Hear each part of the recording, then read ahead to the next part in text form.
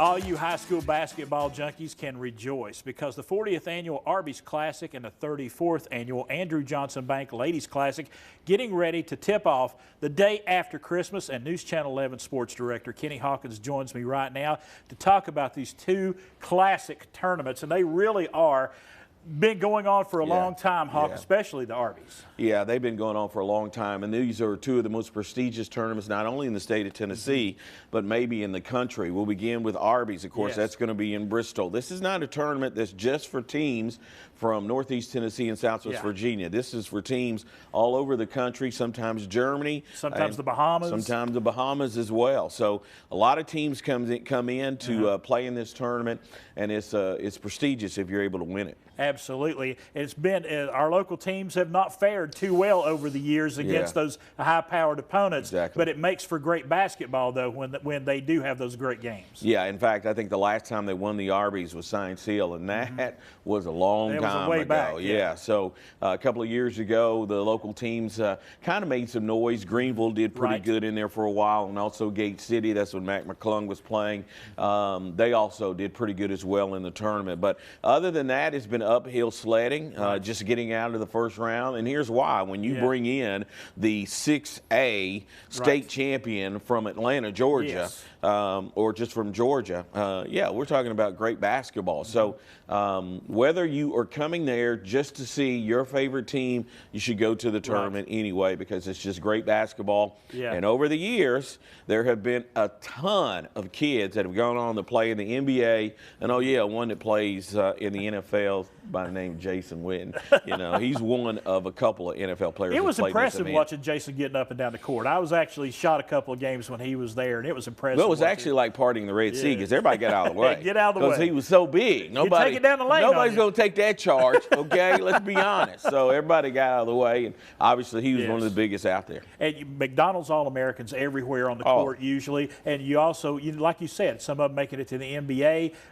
Definitely D1 college prospects going to be all over the floor. Without a doubt. And what's exciting to watch is the fact that some of these guys that you're watching are going to go to your favorite college, University of Tennessee, Virginia, Virginia Tech.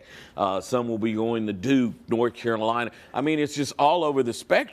These players that come in, I mean, you check their bio when they come into the tournament, and you'll see they're committed or signed with a Power 5 school. Well, let's leave Bristol, head down the road to Greenville. We've got the 34th annual Andrew Johnson Bank Ladies Classic. I was kidding with Amy the other day. Used to love going to shoot this because they fed you so well down there. They still do. They still do. They still do. But it's great basketball, too. And they've got teams all the way from Richmond, Virginia to Memphis, Tennessee, and everywhere in between. Yeah, what's so great about this tournament is the fact that it involves all the schools from Greene County. So Greenville, South Greene, North Greene, West Greene, all these, check it out, all these teams are going to play in this event. And over the years, our local teams have been able to win this event. Even though you don't have teams from outside the country or from the Bahamas coming to play in this tournament, you do have some of the top girls programs around the state and the surrounding states as well that come in to play in this contest. I mean, you go back, you remember Shelbyville, remember they used to dominate in Tennessee for a number of years. They usually come up here. Oak Ridge, you know I got to mention them.